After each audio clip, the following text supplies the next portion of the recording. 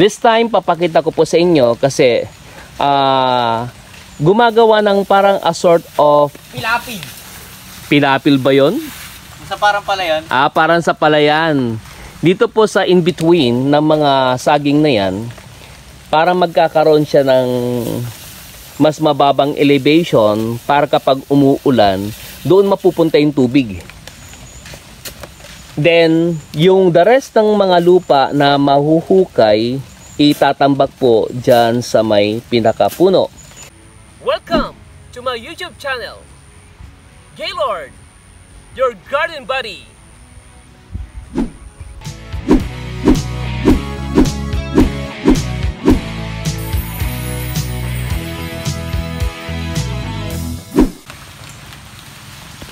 Hello, hello, hello mga ka-garden lovers. Samahan niyo po ulit si Garden Buddy dito sa ating farm. Tambayan itisirok ng mangga. Ayan. Andito po tayo ngayon dito sa may mga saging. Nung last time, meron po akong na-vlog doon sa aking isang client. Yung pong saging na walang puso. Meron palang ganong saging, no? Pero kasi dito, yung saging po namin dito, of course, may puso. Hindi, ang saging po namin dito merong lakatan ba pa? May lakatan ba tayo? Lakatan, tapos yung saging saba, no? Sa Ilocano, that is the pig. And yung pong sinasabi nila na senyorita ba yan? Senyorita. And the other one is yung tampuhin. This time, papakita ko po sa inyo kasi gumagawa ng parang a sort of Pilapil. Pilapil ba yun? Sa parang palayan. Parang sa palayan. Dito po sa in-between ng mga saging na yan, para magkakaroon siya ng mas mababang elevation para kapag umuulan, doon mapupunta yung tubig. Then, yung the rest ng mga lupa na mahuhukay, itatambak po dyan sa may pinakapuno. Kasama po natin ngayon, of course, ang aking gwapong anak. Siyempre, anak ko po yan eh. Yan, si Garden Buddy, Lance Cedrix. Isang ngiti nga dyan akong. Hindi marunong ngumiti kasi. Hindi po kasi marunong ngumiti po to sa sa camera. Ayan. Yan po yung ginagawa po niya. Paalala, this is not a child labor. Kasi, this is a farming, no? And besides, hindi ko naman po pino-force ang aking anak na magtrabaho. He just love doing farming works. Kapag gusto niya magpahinga, magpapahinga siya. Hindi naman po siya pinilit na magtrabaho. And besides, siguro maganda na habang maaga pa lang ay natututunan niya rin. Para at least pagdating ng araw, pag nagkaroon po siya ng pamilya, alam niya at saka kaya niyang buhayin yung kanyang magiging pamilya. Ayan. Namin to ni Papa Tony. Ayan. Kasi, honestly, ito po ay tandem nilang maglolo ni Papa Tony. So, andun mamaya si Papa Tony, no? I-flex ko po mamaya. Meantime, andito mo tayo kay Garden Buddy. Ayan po, no? Ito yung existing na pinaka-elevation nung lupa, or the term is natural ground level.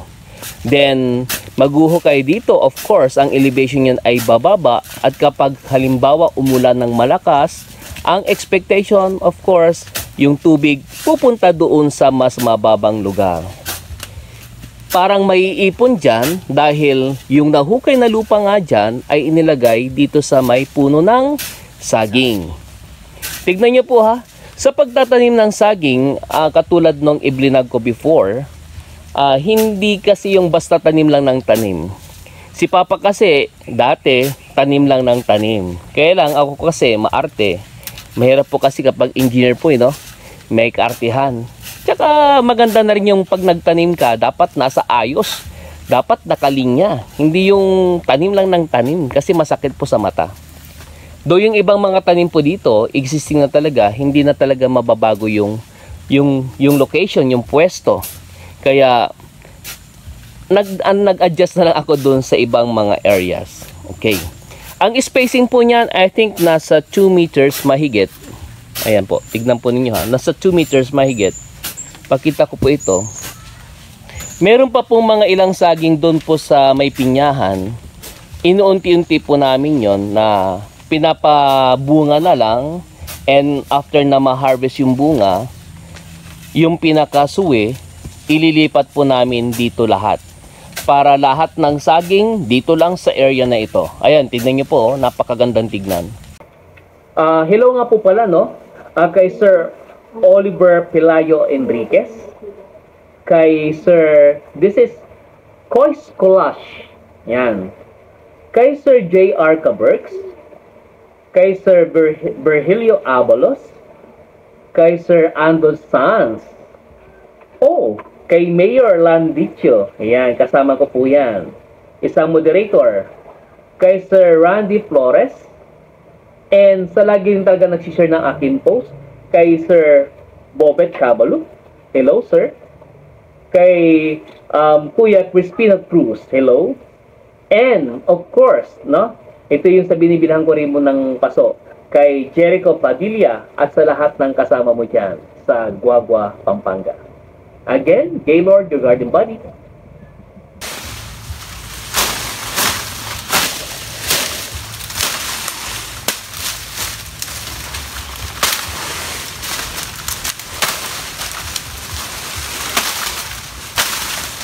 Hello, hello, hello, mga ka-garden lovers. Ayan po ha. Meron kasing ano, what's the term for that? Titibain? Yeah, ilang po doon ako? Tatlo. Ayan. Kasama po natin ngayon si Papa Tony. Ayan ha. O, patingin dito pa. Ayan. Kaway-kaway. Okay. So, si Mrs. Me, kaway. Ayan. Ay, ito po yung ano, unang natibaan na. Sumabit doon sa ano. Sandali, paano bang ano diskarte dyan? Dali po ha. Sumabit doon sa isang puno. So, we have one. Okay. Meron po tayong isa ha. Meron pa tayong titibain na dalawa. Mga ilang piling yan, nakong? Siguro mga 7. Malalaki din po kahit papaano. So we have, this is 1 and 2, 3, 4,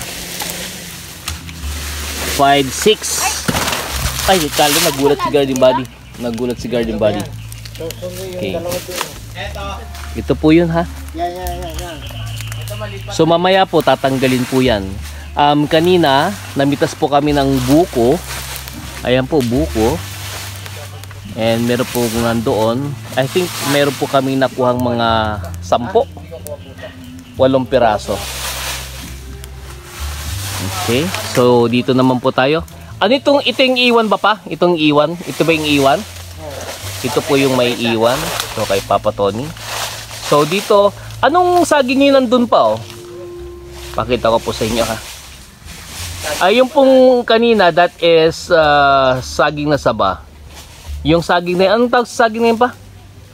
Bataan, sabi nila eh. Ha? Sabi nila bataan daw. Bataan? Pero nandito sa Sambales, no? Saging bataan daw. Asan ba yung bunga niya na kung? May bunga ba ngayon? May bunga ba yan? Oh, yun. Malit lang. Okay. So hindi ganun ka healthy ang puno na ito. Pero may bunga pa rin. Tignan po ninyo ha. Malit lang. Ayun po. Okay. Mga ilang piling yan? Siguro mga 4 lang, no?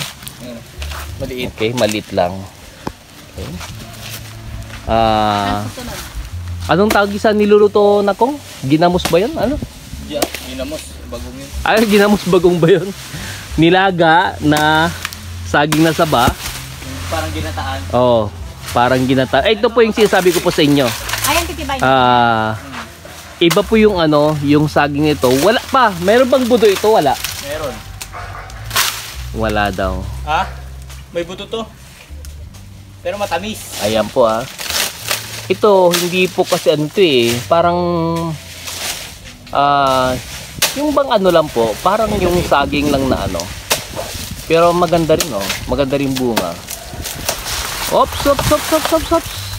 Ayan, buti na lang hindi umabot sa ano. Yun, galing ni Guardian Badlands. Taas mo nga na ko. Ayan. Okay. Igo mo yung mga kwan. Tabak mo doon. Ngayon po, yan, yung saging yung punong yan, tatanggalin na po yan. Ito po yung nakaraan, you know?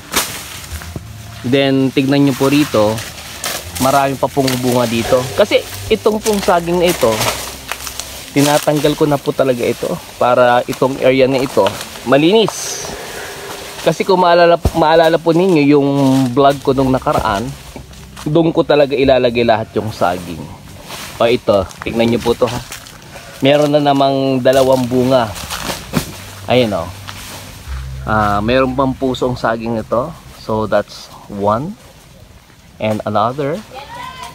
Yung nandoon. Yun o. Ay, ito, malaking bunga po dito. Malalaki. Ayan o. Okay. Ikutan na rin natin yung iba rito kung meron pang bunga. Ang lalaki punong-puno eh, no? Ayan. Oh, mukhang ito malalaki.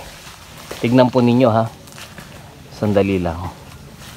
Yan punong yan, napakalaki ng puso. Grabe oh. Ayan po, papakita ko sa inyo. Nakikita nyo po yan? Ayan oh. Ayan oh. Parang nabubulok yung iba. Pero malaki po yung bunga. Pakita ko po sa inyo. Hindi pa ganun kalaki po yan ha. Yung kamature ba, parang ibig sabihin eh, palaki pa lang yung bunga. Pero tignan nyo, ang daming bunga, ang laki. Dapat pala makuha na yun, no? Makapagluto ng kare-kare. Then here, ay, hindi nagtuloy po oh. Parang na ano tong saging. Hindi nagtuloy. Pero tignan nyo po to ha. Ayan po, napakalaki ng puno. Yun.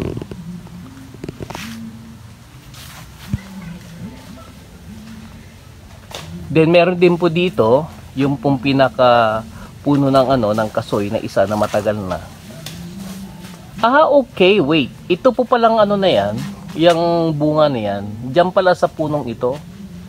Ayan oh. Akala ko dun sa isang yun. Oh, anyways. Ayan po, dami oh. Ayan oh. Okay.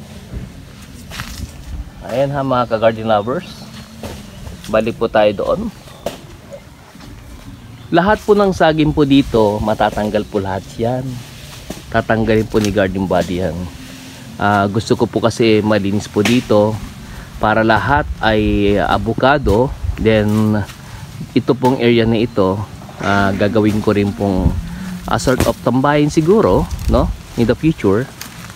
Kasi dito po yung mga pinya at saka yung mga guyaba, no?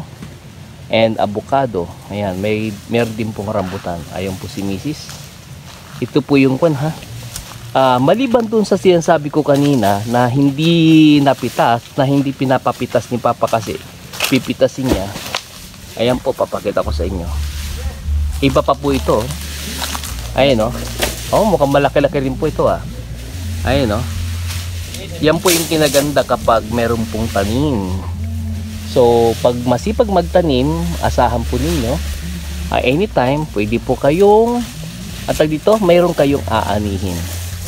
Nung nakaraang bagyo, kasi medyo malakas po, kaya, ayan, sinira yung ibang halaman, yung isang puno ng avocado po doon, kaya nagkalat po dyan. Andyan to po yung mga pinagtibaan ni Garden Buddy. Okay, kaya, lagi pa rin kayong nakatabay sa aking mga vlogs, mga ka-garden lovers. Sa iba po na hindi pa nakapag-subscribe, subscribe na po sa aking YouTube channel. And that is Gaylord, your garden buddy. Bye-bye!